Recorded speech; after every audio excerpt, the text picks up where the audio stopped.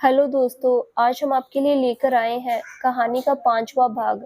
अगर आपने इस कहानी के पहले के 4 भाग नहीं देखे, तो उनका लिंक मैंने इस वीडियो के डिस्क्रिप्शन बॉक्स में दे दिया है, आप वहां जाकर देख सकते हैं।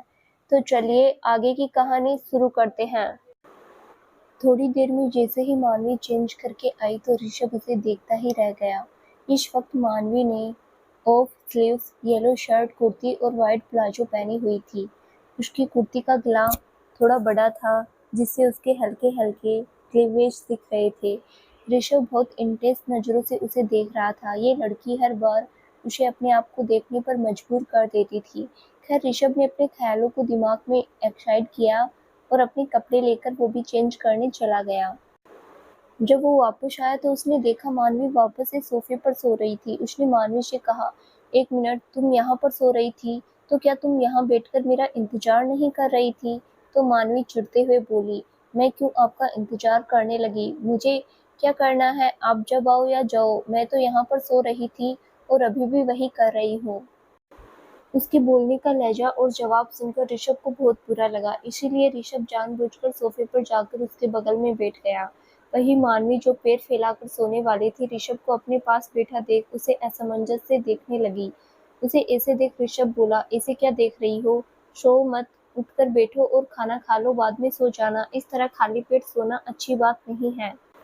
तो मानवी उस पर तंज कसते हुए बोली, आपको कब से मेरे लिए अच्छे बुरे की फिक्र होने लगी? अगर आपको मेरी इतनी ही चिंता होती तो मुझे इस तरह ब्लैकमेल कर अपने साथ नहीं रखते।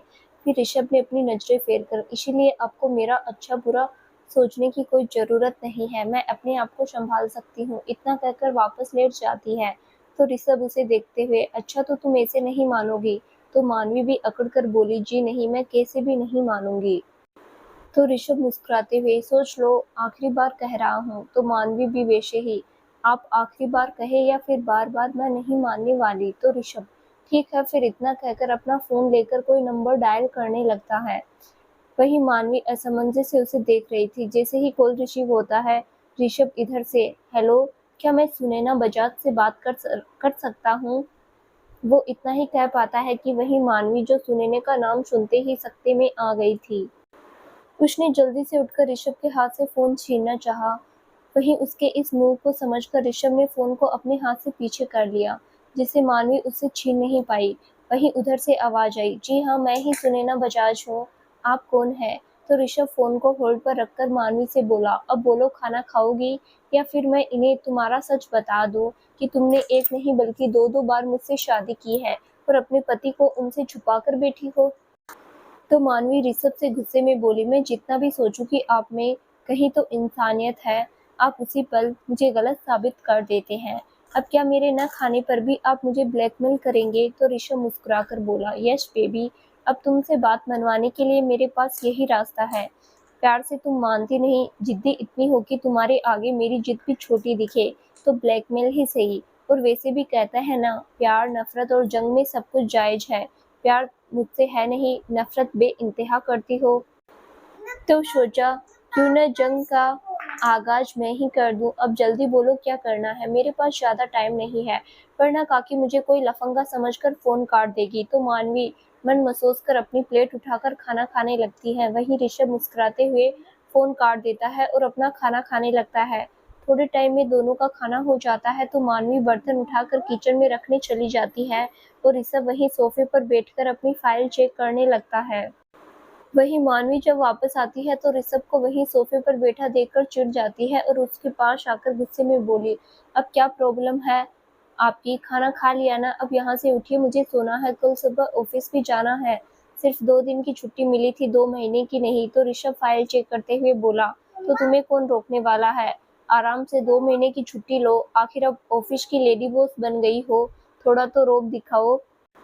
तो मानवी उस पर तंज कसते हुए बोली, शायद आप भूल रहे हैं मिस्टर सैगल, हमारी ये शादी अभी पब्लिकली लीक नहीं हुई है, तो जाहिर सी बात है ऑफिस में भी ये बात किसी को नहीं पता होगी। तो आप अपना ये सारा तामझाम उठाइए और जाकर बेड पर करे जो कुछ करना है, मुझे सोना है, चलिए उठिए। तो ऋषभ उन फाइलों को सामने के टेबल पर पटक कर बोला, नहीं उठता मैं, बोलो क्या करूँगे? अभी शादी 2 दिन भी नहीं हुए है कि तुमने मुझ पर अपना रोब झाड़ना भी शुरू कर दिया। तो मानवी वैसे ही अकड़ते हुए बोली, हाँ तो जब आपको ही मुझे बीवी बनाने का शौक चढ़ा है तो अब झेलिए मुझे, मैं तो ऐसे ही रोब झाड़ूंगी। अब मैं आपसे आखिरी बार बोल रही हूँ, आप उठते हैं या फिर मैं अपनी पर आऊं। तो ऋषभ उसके इस एटीट्यूड को देखकर हैरान रह गया, फिर मुस्कुराते हुए मानवी को बोला, जाओ अब जब तुम्हें जो करना है करो, मैं नहीं उठता। अब अपनी पर आओ या किसी और की पर। इतना कहकर मुंह दबाकर हंसने लगता है। वही मानवी पहले उसकी बात का मतलब समझने की कोशिश करती है, जैसे ही समझ आता है वो गुस्से में ऋषभ से बोली, आप मेरा मजाक उड़ा रहे हैं, अब तो मैं आपको नहीं छोड़ूंगी, पहले आप यहाँ से उठिए। इतना कहकर ऋषभ का हाथ पकड़कर उसे सोफे से खींचने लगती है।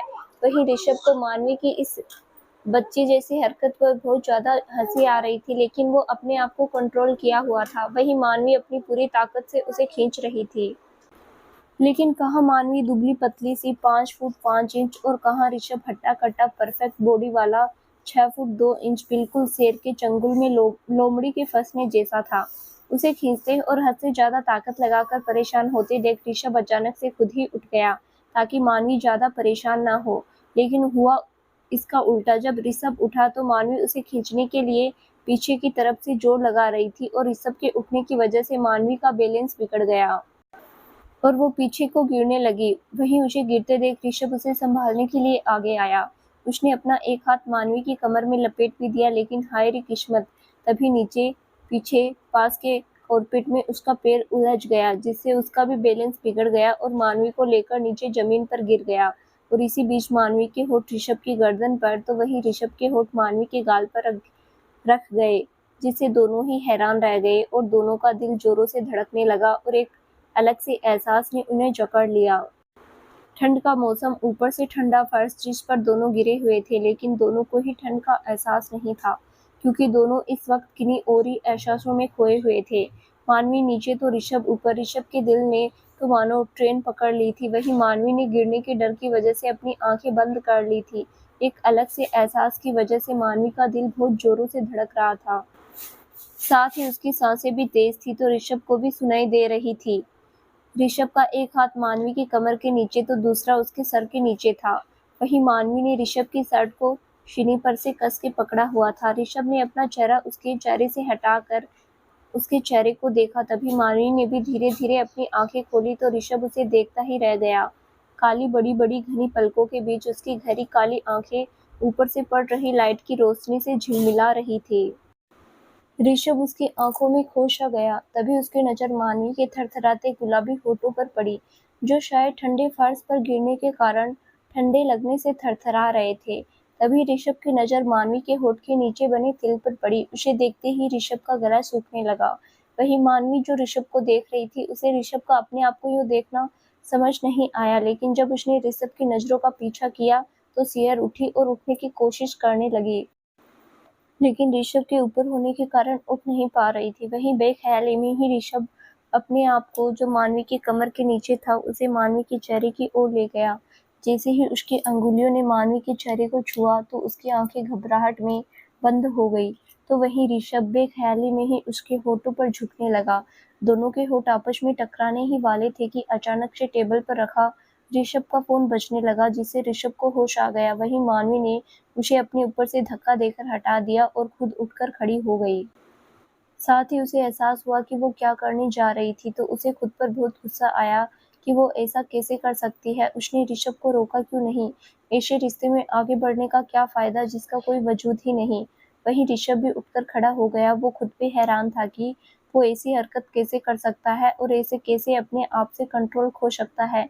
न जाने कितनी बार बिजनेस के सिलसिले में उसे बाहर जाना पड़ता और ऐसे में लड़कियां अपना करियर बनाने के लिए उसे सेड्यूस करती थी, पर उसका आज तक अपने आप पर इतना कंट्रोल था कि आज तक वो कभी किसी की तरफ अट्रैक्ट नहीं हुआ था कि इस तरह से अपने होश खो दे। फिर मानवी के सामने वो इस तरह मदहोश क्यों हो गया? क्यों सिंपल से भी लुक में मानवी उसे इतना अट्रैक्ट कर रही थी कि वो अपने होश खो बैठा। दोनों में से कोई भी एक दूसरे से बात नहीं कर रहा था, ना ही नजरें मिला रहा था। दोनों के बीच एक ऑकवर्ड सिचुएशन बन गई थी। मानवी चुपचाप जाकर अपने सोफे पर लेट गई। वहीं ऋषभ भी बेड पर आकर लेट गया। लेकिन दोनों की आंखों में नींद कोसों दूर थी। न जाने वो रात का कौन सा पहर था जब दोनों को ही नींद आ गई। अगले दिन सुबह का वक्त, सभी अपने अपने कमरे में गहरी नींद में सो रहे थे कि तभी सबके कानों में एक प्यारी सी मीठी सी आवाज पड़ी। अम्बे तू है जगदम्बे काली, जय दुर्गे खप्पर वाली, हम सब उतारे तेरी आरती, ओ मैया हम सब उतारे तेरी आरती। इस आवाज को सुनकर सरिता जी और अखिल जी की नींद खुल गई। उन दोनों ने एक दूसरे को देखा तो सरिता जी अखिल जी से बोली, ये इतनी सुबह सुबह हमारे घर में आरती कौन गा रहा है? जहाँ तक मैं जानती हूँ इतनी सुबह तो जानवी भी नहीं उठती। तो अखिल जी बोले, आओ चलो चलकर देखें। इतना कहकर दोनों अपने कमरे से बाहर आ जाते हैं। वहीं जानवी भी शिवम जी के साथ अपने कमरे से निकलकर बाहर आ रही थी। सब लोगों ने एक दूसरे को देखा, फिर मंदिर की ओर चलने लगे तो सामने मानवी को देखकर सबके चेहरे पर बड़ी सी मुस्कुराहट आ गई। शाम ने मानवी गुलाबी रंग का अनारकली सूट पहने, मांग में सिंदूर, गले में मंगलसूत्र, हाथों में चूड़ा और नई नवेली दुल्हन की तरह सर पर पल्लू लिए आरती कर रही थी। उसे इस रूप में देखकर दादी माँ ने दूर से ही उसकी बलाएं ले ली ताकि उसे किसी की नजर न लगे और सभी लोगों के साथ मंदिर में आकर आरती में शामिल हो गई। उसने आरती खत्म की और फिर पीछे मुड़कर सभी लोगों को प्रसाद के साथ आरती दी। फिर थाल को मंदिर में रखकर वापस आकर दादा दादी का आशीर्वाद लेने लगी। तो दादी माँ उसके सर पर हाथ रखकर बोली, बहुत अच्छा गाती हो बेटा, लेकिन हमें क्यों नहीं जगाया आरती के लिए? अगर हमें पहले ही बता देती तो हम भी तैयार होकर आ जाते। तो मानवी मुस्कुराकर बोली, मुझे लगा आप लोगों को अच्छा नहीं लगेगा, साथ ही आपकी नींद भी डिस्टर्ब होगी, इसीलिए नहीं जगाया। तो दादी माँ प्यार से उसके गाल पर थपकी देकर बोली, पागल लड़की, भगवान की भक्ति करने में किसे बुरा लगता है? कल से हमें भी बता दिया करना, हम भी आरती में शामिल हो जाया करेंगे। वैसे पता तो चल ही गया है कि खुद ही आ जाया करेंगे, लेकिन अगर नहीं उठते तो तू जगा दिया करना। तो मानवी हाँ में सिर हिला दिया और जानवी और शिवम जी का आशीर्वाद ले लिया। तभी जानवी जी सरिता जी से बोली, माँ आज मानवी की रसोई की रस्म है, तो आप बताइए आप क्या खाना चाहेंगी? तो सरिता जी मुस्कुराकर बोली, कुछ भी, लेकिन आज बहू अपनी पसंद का कुछ बनाकर खिलाए तो ज्यादा अच्छा लगेगा। हमारी पसंद का तो रोज ही बनता है। फिर मानवी से बोली, बहू आज तुम्हें जो अच्छा लगता है वो बनाओ, हम भी तो देखें हमारी बहू की पसंद कैसी है।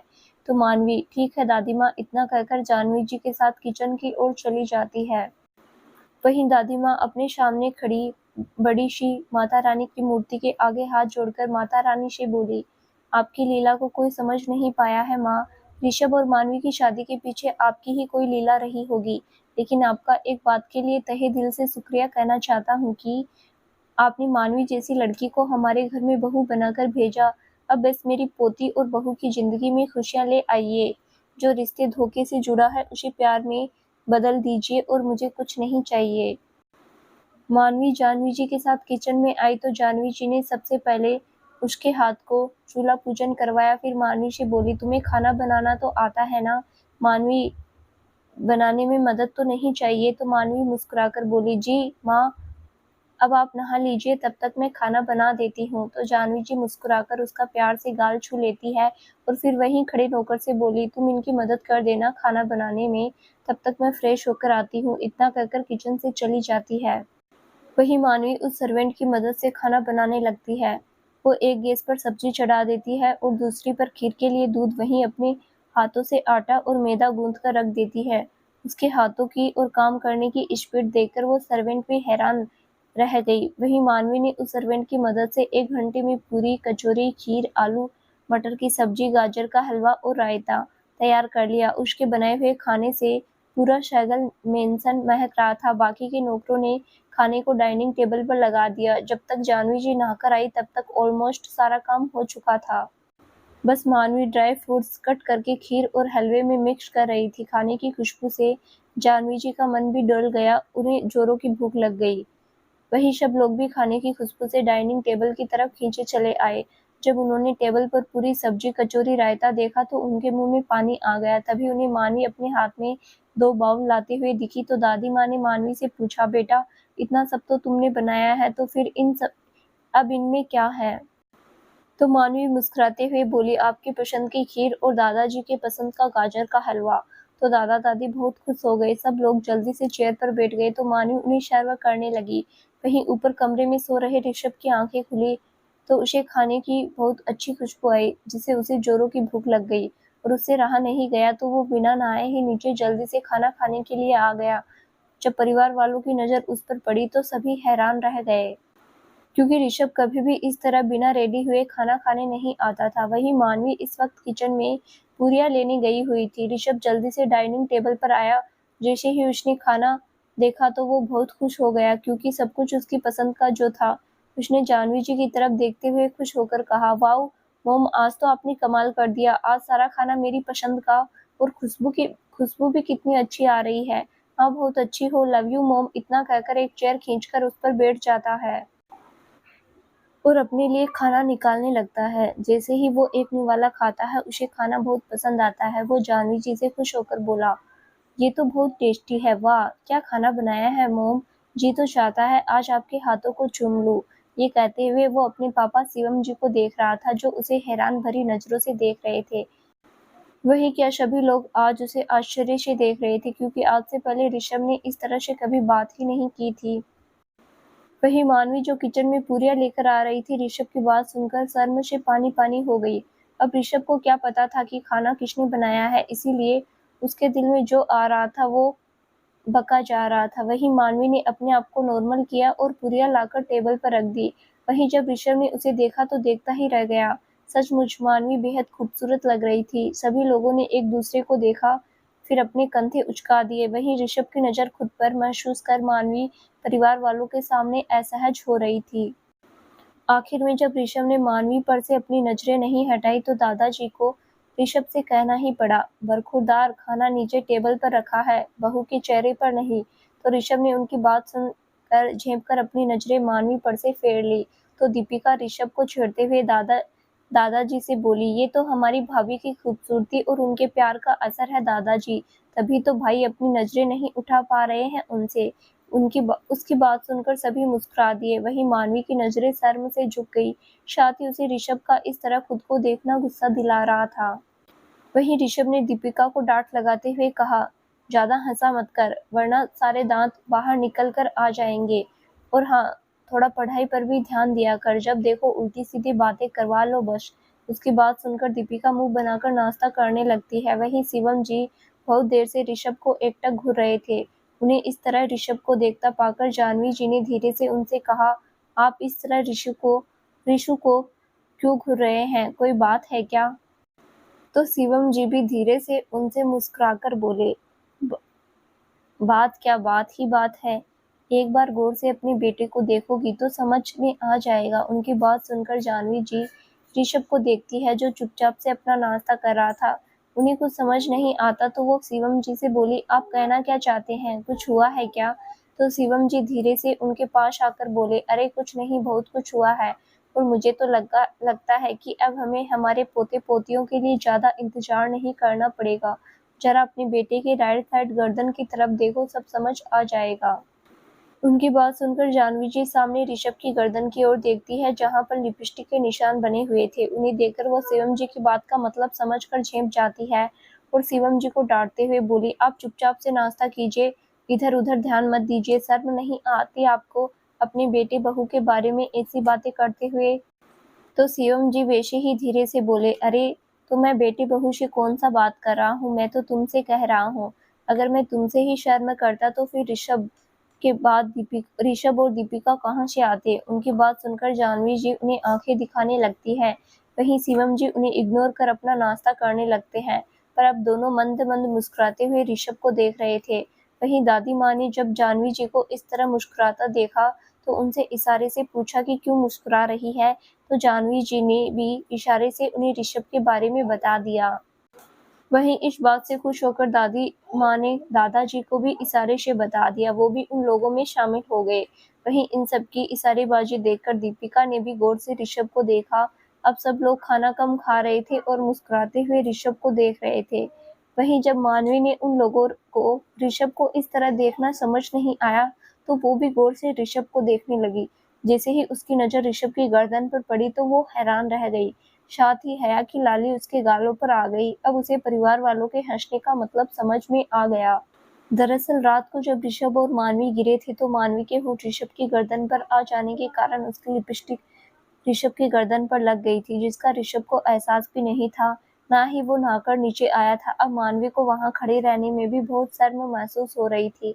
वहीं जब ऋषभ ने अपनी नजरें उठाकर अपने परिवार वालों को देखा, तो सब लोग जल्दी से उस पर से अपनी नजरें उठाकर वापस से नाश्ता करने लगे और उसे ऐसे दिखाने लगे जैसे कुछ हुआ ही ना हो। ऋषभ को थोड़ा अजीब लगा, लेकिन फिर उसने मानवी से कहा, सुनो मानवी, तुम भी जल्दी से नाश्ता कर लो, हमें ऑफिस के लिए निकलना होगा। इतना कहकर मानवी को देखने लगा।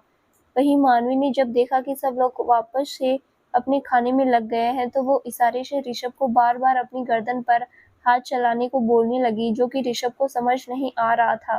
वहीं मानवी बार बार उसे इशारे से कर रही थी। आखिर में जब ऋषभ को कुछ समझ नहीं आया, तो उसने झल्लाहट से मानवी से पूछा, आखिर तुम्हें प्रॉब्लम क्या है? ये क्या बार बार मुझे इशारे कर रही हो? कुछ कहना है तो मुझसे भी बोल सकती हो। और ये क्या बार बार गर्दन पर हाथ चलाकर दिखा रही हो? अगर गर्दन में दर्द है तो ऊपर जाकर दवाई खा लो और मुझे नाश्ता करने दो। उसकी बात सुनकर मानवी तो शॉक्ड रह गई। उसने सोचा नहीं था कि ऋषभ इस तरह शब के सामने जोर से उसके इशारे वाली बात को कह देगा।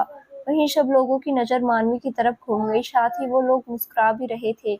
उन्हें इस तरह अपनी ओर देखता पाकर मानवी शर्म से पानी पानी हो गई और मैं अभी आई इतना कहकर वहां से ऊपर अपने कमरे की तरफ भाग गई। मानवी के इस तरह से जाने से ऋषभ हैरान रह गया। उसे समझ नहीं आया कि मानवी इस तरह क्यों भाग गई। उसने अपने परिवार वालों को देखा, जो उसे देख मुंह दबाकर हंस रहे थे। उसने चिढ़ते हुए सभी से पूछा, क्या अब आप लोग इस तरह मुझे देखकर हंस क्यों रहे हैं? एक वो है जो इस तरह पागलों की तरह यहाँ से भाग गई और एक आप लोग हैं जो वो पागलों की तरह मेरे सामने बैठे हंस रहे हैं। उसकी बात पर शिवम जी हंसते हुए बोले, तो क्या करे, तू इस तरह बिना नहाए इस हालात में यहाँ आकर नाश्ता करेगा तो हम तुझ पर हंसेंगे नहीं तो और क्या करेंगे। ऊपर से तूने बहू को हमारे सामने शर्मिंदा और कर दिया। अब देख, तू अगले एक हफ्ते तक बहू तुझसे बात भी नहीं करेगी। मुझसे लिख कर ले ले, ये मेरा पर्सनल एक्सपीरियंस है। उसकी बात पर ऋषभ नासमझी से उन्हें देखता है और वहीं पास रखी थाली को उठाकर शिवम जी से बोलते हुए इस हालत में मतलब उसमें अपने आप को देखने लगता है। जैसे ही उसकी नजर अपनी गर्दन पर पड़ती है, वहां पर लिपस्टिक के निशान देखकर हैरान रह जाता है और एकदम से खड़ा होता है और परिवार वालों से, मेरा हो गया, मैं रेडी होकर ऑफिस के लिए निकलता हूँ। इतना कहकर तेजी से बिना किसी की बात सुने ऊपर अपने रूम की तरफ चला जाता है। उसे अभी तक अपने कानों में अपने परिवार वालों की हंसी सुनाई दे रही थी। कमरे में आकर उसकी नजरें मानवी से टकराती है। मानवी में गुस्से में उसे ही घूर रही थी। मानवी गुस्से में उस पर चिल्लाते हुए बोली, आपको कोई अकल वकल है या नहीं? यूं इस तरह सबके सामने आने की क्या जरूरत थी? पता नहीं सब लोग मेरे बारे में क्या सोच रहे होंगे। जब मैं आपका इशारा कर रही थी तो उसे समझने की जगह उल्टा मुझ पर ही चिल्लाने लगे। मैंने ना अपनी जिंदगी में आपसे बड़ा बेवकूफ इंसान नहीं देखा। उसकी बात सुनकर ऋषभ को भी गुस्सा आ जाता है। वो गुस्से में मानवी से बोला, क्या कहा तुमने? मैं बेवकूफ? तो तुम बड़ी होशियार हो। क्या जरूरत थी रात में लिपस्टिक लगाकर सोने की? तो मानवी भी गुस्से में बोली, क्यों, मेरे होठ मेरी लिपस्टिक में चाहे रात में लगाऊं या दिन में, आपको क्या मतलब? तो ऋषभ चिढ़ते हुए बोला, हाँ तो ना तुम गिनती और ना तुम्हें संभालने के चक्कर में मैं गिरता और ना ऐसा मोमेंट क्रिएट होता जिससे सब लोगों की लगे कि हमारे बीच में कुछ हुआ है। ये तो वही बात हो गई, खाया पिया कुछ नहीं और गिलास थोड़ा 12 आना। तो मानवी भी चिढ़ते हुए बोली, हाँ तो मैंने भी आपको मुझे संभालने के लिए नहीं कहा था। आप खुद ही हीरो बनकर मुझे संभालने के लिए आगे आए थे और ये आपका मतलब क्या है, खाया पिया कुछ नहीं? तो नीचे क्या सिर्फ मेरा मुंह ही ताक रहे थे? तो ऋषभ उसकी बात सुनकर अपने सर पर हाथ दे मारा और चिढ़ते हुए बोला, यू नो व्हाट, तुमसे ना बात करना ही बेकार है। तुम्हें कुछ समझ तो आता है नहीं और जवाब हर चीज का देना है। अगर मेरी मतलब का बात समझ न आया हो तो आई वेयर अभी यहीं पर कश्मीरी सेब बन जाओगी। इसीलिए जाओ और रेडी हो जाओ, मैं भी तैयार होकर आता हूँ, फिर ऑफिस के लिए निकलना है। तो मानवी चिढ़ते हुए बोली, मैं आपके साथ कहीं नहीं जाऊंगी, मैं खुद ही ऑफिस चली जाऊंगी। आपको मेरी चिंता करने की जरूरत नहीं है। वैसे भी किसी को हमारी शादी के बारे में नहीं पता। अगर ऐसे है लोगों ने हमें एक साथ देखा तो बातें बनाना शुरू कर देंगे, जो मैं नहीं चाहती। उसकी बात ऋषभ को बहुत बुरी लगती है। जहाँ लड़कियां उससे जुड़ने के लिए हर पल कोई न कोई बहाने ढूंढती रहती है और आए दिन उसके और अपने बारे में फेक न्यूज फैलाती है कि वो और ऋषभ एक साथ है, एक दूसरे को डेट कर रहे हैं। वहीं उसकी बीवी जो उससे लीगली जुड़ चुकी है, वो उसके साथ दिखना भी नहीं चाहती। वो एकदम से मानवी के हाथ को पकड़कर उसे अपने करीब कर लेता है और उसकी आंखों में देखते हुए उससे बोला, मुझे लोगों से कोई फर्क नहीं पड़ता, मैं जो चाहता हूँ वो करके रहता हूँ। इसीलिए चुपचाप से अच्छी बीवी की तरह मेरी बात मानो, वरना तुम जानती हो मैं क्या कर सकता हूँ। उसकी बात सुनकर मानवी गुस्से में उसे घूरने लगती है। उसे इस तरह गुस्से में देखकर ऋषभ मुस्कुराते हुए बोला, उफ, मारने के लिए तो तुम्हारी नजर ही काफी है। अभी गुस्से वाला चेहरा सच में कयामत ही कर डालेगा। वैसे इस लुक में भी तुम कयामत लग रही हो। तुम्हें तैयार होने की क्या जरूरत थी? मैं अभी तैयार होकर आया। फिर दोनों साथ निकलते हैं। ओके स्वीट हार्ट, इतना कहकर मानवी के गाल पर किस करके बाथरूम में चला जाता है। वहीं मानवी गुस्से में उसे घूरने लगती है। उसके जाने के बाद मानवी अपने आप से कहा, एक बार, बस एक बार वो पेपर्स मेरे हाथ लग जाए, उसके बाद मैं आपकी एक नहीं चलने दूंगी और आपका सारा सच परिवार वालों को भी बताऊंगी कि किस तरह मुझे मजबूर करके आप यहाँ लाए हैं। थोड़ी देर में मानवी ऋषभ के रेडी होने के बाद ऋषभ के साथ नीचे आई तो सभी लोग हॉल में बैठे हुए थे। दीपिका अपने कॉलेज चली गई थी तो वहीं शिवम जी भी किसी काम से बाहर गए थे। दादाजी टीवी पर न्यूज़ देख रहे थे और जानवी जी दादी माँ के साथ बैठे कुछ बातें कर रही थी। मानवी को उन लोगों के सामने आने में शर्म आ रही थी। वहीं उसे ऋषभ पर बहुत गुस्सा आ रहा था क्योंकि उसकी वजह से ही मानवी को ऐसी ऑकवर्ड सिचुएशन का सामना करना पड़ रहा था। तभी जानवी जी की नज़र मानवी पर पड़ी। वो समझ गई कि मानवी अभी भी नाश्ते पर हुई ऑकवर्ड सिचुएशन के कारण उनके सामने आने में शर्म आ रही है। तो उन्होंने मुस्कुराते हुए मानवी से कहा, अरे मानवी बेटा, तुम इतना शर्मा क्यों रही हो? नई नई शादी में तो ये सब नॉर्मल चीजें हैं। परिवार और दोस्त लोग तो ऐसे ही मजाक करते रहते हैं। और ये क्या, तुम आज ही ऑफिस जा रही हो? मैंने तो सोचा था कि दोपहर में पड़ोस की औरतों को और कुछ रिश्तेदारों को बुलाकर तुम्हारी मुंह दिखाई करवा दूंगी, लेकिन तुम तो आज ही ऑफिस जा रही हो। फिर मैं मुंह दिखाई की रस्म कब करूंगी? उनकी बात सुनकर मानवी झेप थोड़ी कम हुई और वो जानवी जी से बोली, पर माँ, मेरा ऑफिस जाना बहुत जरूरी है। मैंने सिर्फ 2 दिन की ही छुट्टी ली थी। ऐसे में अब मैं दोबारा से छुट्टी भी नहीं ले सकती। तो जानवी जी मुस्कुराते हुए बोली, लेकिन तुम तो खुद अब उस ऑफिस की मालकिन हो, तो तुम्हें रोकने वाला कौन है? तुम्हारा जितना मन करे उतनी छुट्टी लो। तो मानवी उनके पास आकर उनका हाथ पकड़कर मुस्कुराते हुए बोली, माँ, बात तो आपकी ठीक है, लेकिन अगर ऑफिस के बॉस ही किसी न किसी बहाने से रोज रोज छुट्टी लेकर घर बैठ जाएंगे तो ऐसे में वर्कर्स पर क्या असर पड़ेगा? उन्हें भी तो काम करने में ढिलाई ही आएगी। आप कहती हैं तो मैं छुट्टी ले लेती हूँ, लेकिन अगर ऑफिस में कोई भी वर्कर मुझसे इंस्पायर होकर काम के प्रति लापरवाही दिखाए तो फिर मुझसे मत कहिएगा। तो जानवी जी मुस्कुराते हुए बोली, बातें बनाना तो कोई तुमसे सीखे। खैर, अब जब तुमने फैसला कर लिया तो मैं तुम्हें नहीं रोकूंगी, लेकिन कल शाम को मैं एक छोटी सी मुंह दिखाई की पार्टी रख लूंगी। इसीलिए हो सके तो कल शाम को ऑफिस से जल्दी आ जाना। उसके बाद हम तुम्हारे मुंह दिखाई की रस्म पूरी कर देंगे। फिर ऋषभ को घूरते हुए बोली, और तू मेरी बहू को ऑफिस तो ले जा रहा है, पर इतना ध्यान रखना कि अब वो तेरी बीवी भी है, तेरी एम्प्लॉय ही नहीं जिसे तू काम पर काम कराता रहे। मेरी बहू का ख्याल रखना। अगर तूने उसे ऑफिस में जरा भी परेशान किया तो मुझसे बुरा कोई नहीं होगा। और हाँ, कल जितना जल्दी हो सके मानवी को घर ले आना। फिर मानवी की तरफ देखकर बोली, और अगर इसने तुम्हें ऑफिस में ज्यादा परेशान किया तो मुझे बताना, मैं इसकी अच्छे से खबर लूंगी। उनकी बात सुनकर मानवी मुस्कुराते हुए ऋषभ को देखने लगती है, जो घुरकर उसे ही देख रहा था। मानवी उसे देखते हुए अपनी बाहें ऊपर उठा देती है, जैसे कह रही हो कि अब मुझसे पंगा मत लेना, क्योंकि माँ मेरे साथ है। और फिर ऋषभ को दिखाकर उसे चिढ़ाने के लिए उसने जानवी जी के पीछे जाकर उन्हें अपनी बाहों में भर लिया और उनके कंधे पर सर रखकर ऋषभ की ओर देखती हुई बोली, जी माँ, अब इन्होंने अगर मुझे जरा सा भी परेशान किया तो मैं आपको ही बताऊंगी, तब आप इनकी अच्छे से खबर लेना। इतना कहकर ऋषभ को देखकर अपनी आईविन कर लेती है। वहीं उसके नैनों की भाषा समझकर ऋषभ मुस्कुराते हुए मन ही मन बोला, माँ की बातों को सुनकर ज्यादा हवा में मत उड़ो बीवी। माँ सिर्फ घर तक तुम्हारे साथ है, ऑफिस में मेरा हुक्म चलता है। एक बार ऑफिस तो चलो, तो वहां मैं बताऊंगा कि ऋषभ सहगल है क्या चीज।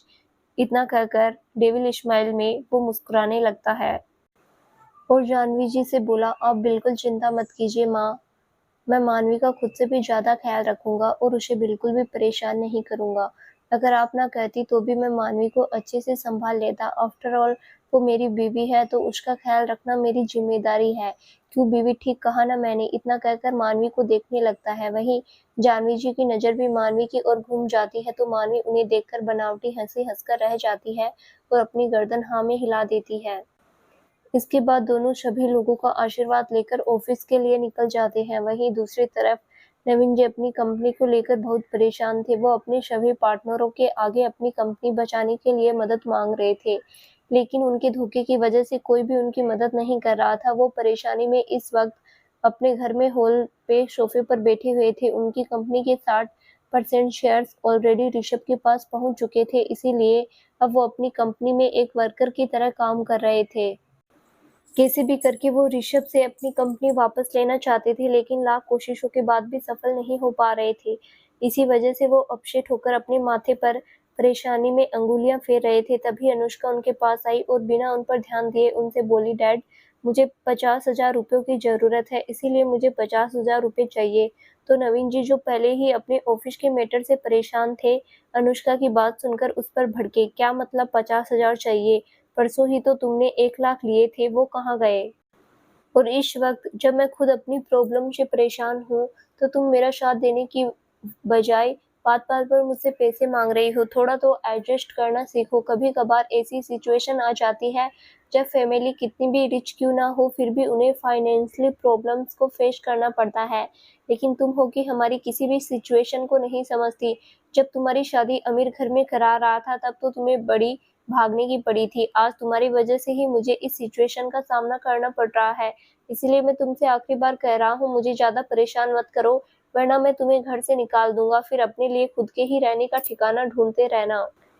अनुष्का गुस्से में कुछ कहने ही वाली होती है कि उसकी नज़र सामने से हाथ में कॉफ़ी लेकर आ रही अनीता जी पर पड़ती है, जो उसे इशारे से कुछ न कहने के लिए और अपने रूम में जाने के लिए कह रही थी। अनुष्का गुस्से से भुनभुनाती हुई अपने कमरे में चली जाती है। तभी अनीता जी नवीन जी के पास आकर उन्हें कॉफ़ी देती है और उनसे बोली, क्या हुआ? आज आप बहुत परेशान हो? तो नवीन जी कॉफ़ी लेते हुए उनसे बोले, तो और क्या करूँ, परेशान ना हूँ तो।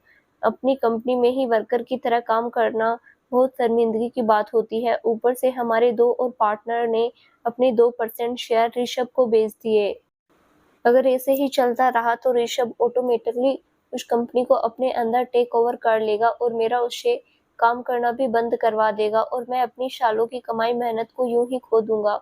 ऊपर से तुम्हारी बेटी जब देखो पैसे मांग मांग कर मेरा दिमाग खराब करती रहती है। यहाँ मैं अपनी कंपनी को बचाने के लिए लगा हूँ और उससे किसी की फिक्र ही नहीं है। फिर सामने देखते हुए गुस्से में बोले, एक बार बस मेरी कंपनी मेरे हाथ में आ जाए, उसके सारे शेयर्स मेरे हो जाए, फिर मैं ऋषभ को उसकी औकात दिखाऊंगा। इतना कहकर कॉफी पीने लगते हैं। वहीं इधर ऋषभ और मानवी जैसे ही ऑफिस पहुंचने वाले होते हैं कि ऑफिस से थोड़ी दूर ही मानवी ऋषभ से गाड़ी रुकवा देती है। ऋषभ असमंजस में उसे देखने लगता है। तभी मानवी अपना बैग उठाते हुए बोली, बस बस, यहाँ से आगे मैं खुद ही चली जाऊंगी। मैं नहीं चाहती कि ऑफिस के लोग हमें एक साथ देखकर बातें बनाए, इसीलिए मुझे यहाँ तक छोड़ने के लिए थैंक यू। ऋषभ कुछ कहता उससे पहले ही मानवी गाड़ी से निकलकर बाहर भाग जाती है। ऋषभ उसे देखकर नामे सिर हिलाता है और अपनी गाड़ी स्टार्ट करके आगे चल देता है।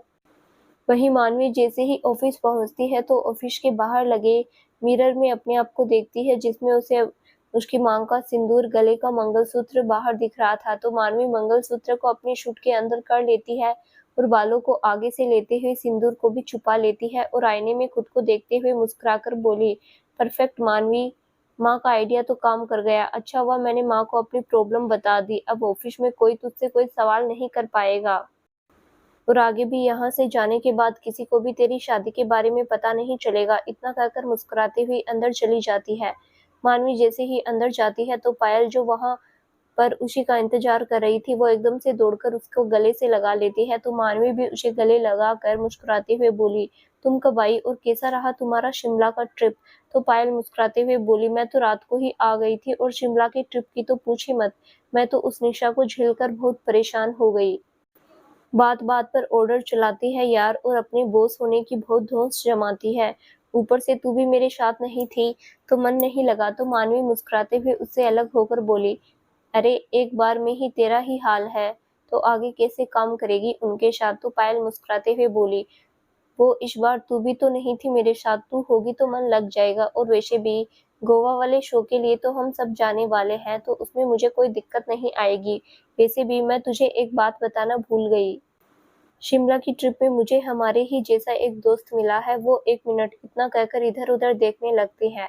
जैसे ही उसकी नजर उस पर पड़ती है तो वो उसे बुलाते हुए बोली, हे मुरली, इधर आओ। देखो तुम मानवी से मिलना चाहते थे ना? तो ये रही मानवी, यहाँ आओ ना। तो मुरली उसकी तरफ आता है। जैसे ही मुरली की नज़र मानवी पर पड़ती है तो वो उसे देखता ही रह जाता है। उसका मुंह खुला का खुला रह जाता है। उसके इस रिएक्शन पर पायल हंस देती है। मुरली का मुंह बंद करते हुए उससे बोली, मुंह बंद कर लो वरना तुम्हारे मुंह में मक्खी चली जाएगी और तुम्हारा धर्म भ्रष्ट हो जाएगा। तो मुरली जल्दी से अपना मुंह बंद कर लेता है। फिर मानवी की ओर देखते हुए बोला, अरे मोरी मैया, ये तो बिल्कुल फिल्म की हीरोइन जैसी लागत है। उका कहते हैं एकदम आसमान से उतरी दूध से नहाई परी जैसन, एकदम रसमलाई। उसकी भाषा सुनकर मानवी को हंसी आने लगती है। पायल भी हंस देती है। फिर मानवी से बोली, इसकी लैंग्वेज पर मत जाना मानवी, ये वृंदावन के छोटे से गांव से है। हाँ, पर काम बहुत अच्छा करता है और क्वालिफाइड भी है, बहुत होशियार है। मैंने इसका पोर्टफोलियो देखा है। वरना शुरू में तो मुझे लगा था इसे हमारी कंपनी में जॉब कैसे मिल गई। तो मानवी अपना हाथ आगे बढ़ाते हुए और मुस्कुराते हुए मुरली से बोली, हेलो मुरली जी, मुझे आपसे मिलकर बहुत अच्छा लगा और आपकी भाषा सुनकर तो और भी अच्छा लगा। इतना कहकर मुस्कुरा देती है। वही मुरली भी जल्दी से उसके हाथ को पकड़कर उससे हाथ मिला लेता है और मुस्कुराते हुए बोला, हमें भी आपसे मिलकर बहुत अच्छा लगा। आप तो बिल्कुल हमारे सपनों की परी जैसन है। झूठ नहीं कहेंगे, लेकिन हम ना अपने कृष्ण और राधा के प्रेम से बहुत इंस्पायर है, इसीलिए हमें हमेशा से ही अपनी राधा की तलाश रहती थी।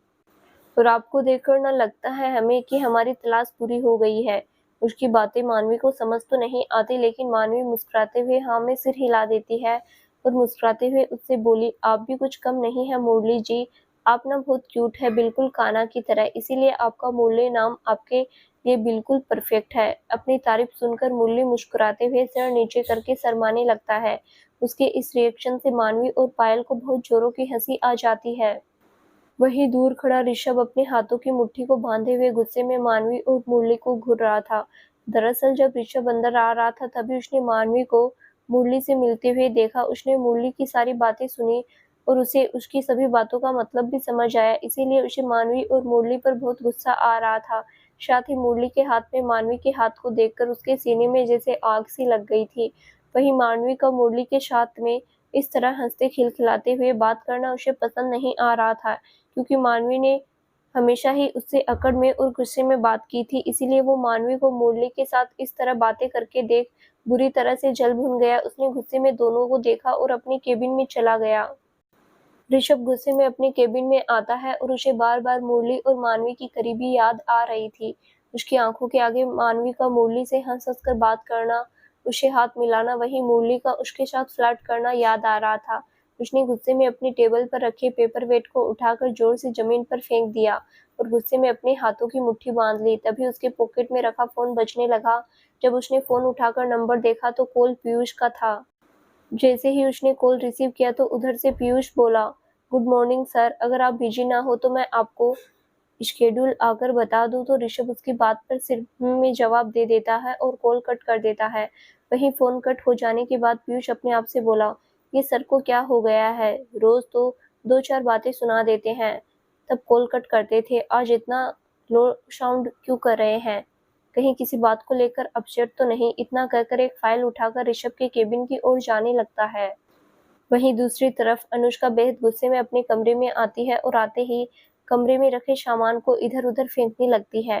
टेबल पर रखे फ्लावर पॉट्स को उठाकर जमीन पर फेंक देती है। थोड़ी ही देर में पूरे कमरे का नक्शा बदल जाता है, लेकिन उसका गुस्सा अभी भी शांत नहीं हुआ था। तभी उसके पास किसी का कॉल आता है। जैसे ही उसने नंबर रिसीव किया और बोली, बोलो क्या खबर है, मुझे उस ऋषभ सहगल की हर छोटी से बड़ी खबर चाहिए, वरना अपने पेशों को भूल जाना। तो उधर से कोई आदमी बोला, भरोसा रखिए मैडम, आपके पैसे जाया नहीं जाएंगे। हम उसके बारे में सब कुछ पता करने की कोशिश कर रहे हैं। वो कहाँ जाता है, क्या करता है, सब कुछ आपको बताएंगे। बस हमारे पैसे टाइम पर मिलते रहना चाहिए। और हाँ, आपके लिए एक खुशखबरी, आज से 5 दिन बाद ऋषभ अपनी मीटिंग के लिए अपने ऑफिस के कुछ एम्प्लॉयज के साथ पुणे जाने वाला है। उसकी बातें सुनकर अनुष्का के चेहरे पर शैतानी मुस्कुराहट आ जाती है। वो उस आदमी से बोली, वेल डन, काफी अच्छा काम करते हो तुम, तो ऐसे ही मुझे उसकी हर एक एक्टिविटी की खबर देते रहो और तुम्हारे पैसे तुम्हें मिलते रहेंगे। तो वो आदमी जी मैडम कहकर फोन कट कर देता है। वहीं कॉल कटने के बाद अनुष्का बेहद गुस्से में अपने आप से बोली, ऋषभ सहगल, अब मैं तुम्हें नहीं छोड़ूंगी। तुम्हारी वजह से मुझे हर रोज डैड के सामने इंसल्ट होना पड़ता है। तुम्हारी वजह से मेरे डैड अपनी ही कंपनी में किसी एम्प्लॉय की तरह काम कर रहे हैं। तुम्हारी वजह से आज हमें इन हालातों का सामना करना पड़ रहा है। जब मैं खुश नहीं रह सकती तो तुम कैसे खुश रह सकते हो? पुणे जाना चाहते हो ना, जाओ, लेकिन वहां से लौटकर नहीं आओगे, क्योंकि अब मैं भी आ रही हूँ पुणे में तुम्हारा स्वागत करने और तुम्हें खत्म करने। इतना कहकर किसी को कॉल करने लगती है और उसे सब कुछ समझा कर कॉल कट करते हुए मुस्कुराते हुए बेड पर लेट जाती है। वहीं ऋषभ के केबिन में पीयूष उसे उसका आज का शेड्यूल समझा रहा था, लेकिन ऋषभ का ध्यान तो आज उसकी बातों पर था ही नहीं। उसे तो रह रहकर मानवी का ख्याल आ रहा था। उसे समझ नहीं आ रहा था कि उसके साथ ऐसा क्यों हो रहा है। आज तक कोई भी लड़की उसके दिमाग में इस कदर हावी नहीं हुई थी, लेकिन जब से मानवी ने उसकी जिंदगी में कदम रखा है, तब से ऋषभ का जीना दुश्वार हो गया था। उसके दिमाग में हर वक्त मानवी ही चलती रहती थी। पहले जब मानवी उसे छोड़कर गई थी, तब उसके लिए गुस्सा और नफरत ऋषभ के जहन में बसा रहता था। दिमाग में हर वक्त मानवी से बदला लेने के ख्याल आते रहते थे। जब मानवी उससे मिली तो उसे कैसे भी घर लाने की प्लानिंग चलती रहती थी, और जब मानवी को उसने किसी और के करीब हंसते और मुस्कुराते हुए देखा तो उसके अंदर अजीब सी इनसिक्योरिटी की फीलिंग हो रही थी, जिसे वो समझ नहीं पा रहा था कि अब ये क्यों था। इसका जवाब शायद ऋषभ को आगे मिलने वाला था। अपने इन्हीं ख्यालों के बीच इस वक्त ऋषभ उलझा हुआ, उसका दिमाग चाहकर भी शांत नहीं हो रहा था। अंत में थक हारकर उसने जोर से वर्क टेबल पर हाथ पटकते हुए इनफ चिल्लाते हुए कहा। उसके इस तरह चिल्लाने से पीयूष एकदम से डर गया। उसके हाथ से फाइल छूटकर नीचे गिर गई। उसने ऋषभ की तरफ देखा, जो इस वक्त काफी गुस्से में लग रहा था। उसे डर लग आया कि कहीं उससे कोई गलती तो नहीं हुई। उसने डरते हुए ऋषभ से पूछा, क्या हुआ सर, मुझसे कोई गलती हुई है क्या? आप बता दीजिए, मैं अभी ठीक कर देता हूँ। उसकी आवाज से ऋषभ अपने ख्यालों से बाहर आया। तब जाकर उसे एहसास हुआ कि पीयूष अब तक जो कुछ भी उसे समझा रहा था, उसने उस पर ध्यान ही नहीं दिया। लेकिन अब उसके आगे क्या कहे, इसीलिए उसने अपने आप को संभाला और पीयूष से बोला, नहीं सब ठीक है, तुम इस फाइल को यहीं रख दो, मैं देख लूंगा, तुम यहाँ से जाओ। तो पीयूष जल्दी से ओके सर कहकर फाइल रखकर जाने लगता है। तभी ऋषभ कुछ सोचकर पीछे से उसे रोकते हुए बोला, रुको। उसकी आवाज पर पीयूष पलटकर उसकी तरफ देखते हुए बोला, यस सर, आपको कुछ चाहिए? तो ऋषभ कुछ सोचकर बोला, हाँ एक्चुअली यहाँ एक नया एम्प्लॉय है, मुरली नाम है उसका। मुझे उसका पोर्टफोलियो अपने टेबल पर चाहिए, और हाँ, मानवी को एक कॉपी लेकर मेरे केबिन में भेजो, और ध्यान रहे जब तक मानवी इस केबिन में रहे, बिना मेरी इजाजत के कोई भी यहाँ नहीं आना चाहिए, तुम भी नहीं, अब जाओ। तो पीयूष जल्दी से ओके सर कहकर चला जाता है। उसके जाने के बाद ऋषभ अपने लैपटॉप को ऑन कर उसमें मानवी को देखने लगता है, जो अभी भी मुरली और पायल के साथ कॉफी पीते हुए, हंसते हुए, मुस्कुराते हुए बात कर रही थी। ऋषभ गुस्से में अपने हाथ की मुट्ठी बांध लेता है। वहीं मानवी मुरली और पायल से बोली, अच्छा चलो, अब बातें बहुत हो गई, अब काम पर भी ध्यान दे दो, वरना ऐसा कहीं ना हो कि पीयूष सर को पता चल जाए और फिर हम पर बहुत डांट पड़े। याद है पायल, जब 2 दिन पहले ऐसी ही बातों की वजह से पीयूष सर ने और एम्प्लॉयज को कितना डांटा था। तभी मुरली मानवी से बोला, लेकिन परी जी, अगर हमें किसी भी काम में कोई प्रॉब्लम हो तो क्या आप हमारी मदद करेंगी? तो मानवी मुस्कुराते हुए बोली, हाँ क्यों नहीं, अगर आपको कोई भी प्रॉब्लम हो तो आप बेझिझक मुझसे कुछ भी पूछ सकते हैं। और ये आप मुझे मेरी परी जी मत कहिए, आप मेरा नाम ले सकते हैं, जैसे मैं आपका नाम ले रही हूँ।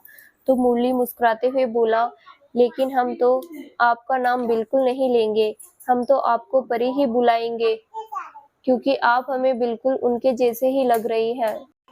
वो आगे कुछ कहता उससे पहले ही पीयूष आकर मानवी से बोला, मानवी मैम। तो पीयूष के इस तरह मानवी मैम कहने की वजह से पायल और मुरली हैरानी से मानवी और पीयूष को देखने लगे। तभी मानवी उस पर आंखें निकाल देती है, तो पीयूष को अपनी गलती का एहसास होता है कि वो क्या बोल रहा है, इसीलिए वो अपने आप को संभाल कर बोला, सॉरी मिस मानवी, आप मेरे साथ आइए, आपको ऋषभ सर ने अपने केबिन में बुलाया है। इतना कहकर वो आगे बढ़ जाता है। वही मानवी अपने मन में सोचते हुए, ये मिस्टर सैगल मुझे क्यों बुला रहे हैं, इन्हें बिना चैन नहीं आता, पता नहीं मैं असिस्टेंट निशा मैम की हूँ या फिर इनकी, जब देखो मुझे परेशान करते रहते हैं। आई एम श्योर अभी भी मुझे कुछ न कुछ सुनाने या फिर परेशान करने के लिए ही बुलाया होगा, आदत से मजबूर जो ठहरे। फिर पायल और मुरली ने मुस्कुराते हुए बोली, तुम लोग अपना काम करो, मैं भी अभी आती हूँ। दोपहर में कैंटीन में बात करते हैं। इतना कहकर वहां से पीयूष के पीछे चली जाती है। वहीं मुरली और पायल भी अपने काम में लग जाते हैं। तो दोस्तों, आगे क्या होगा जानने के लिए इस कहानी का अगला भाग जरूर देखें, जो बहुत जल्द ही इस चैनल पर प्रसारित किया जाएगा। धन्यवाद।